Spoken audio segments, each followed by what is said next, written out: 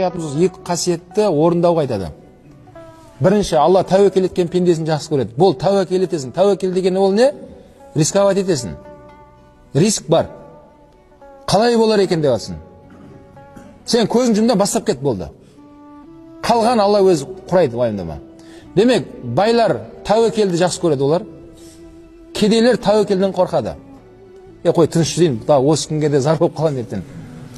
Барынан айырылып қалып ертең, тыныш жүрейін, бір жерімді қысып, тыныш жүрейін дейді. Керек емес дейді. Сол себепті олар кедей дейді. Расында Алла Тағала тәуекел еткен пендесін жақсы көреді. Екінші сыры байлардың, саудаға қатысты. Байлар сабыр деген нәрсені біледі. Нені біледі олар? Тәуекелді бастады, енді сабырды біледі олар. Соңына шейін тыныш күтеді олар. Кедейлер тәуекел ете алмайды, және олар не істей алмайды, сабыр ете алмайды. Сол себепті кедей олар дейді. Егер осы екі нәрсені жігіттер, бәрімізге қатысты, кім осыған игерсе, ол адам сөзсіз бай болады.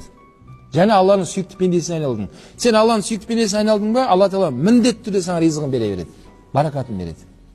Ол адам міндетті түрде руханиде, материалды бай болады.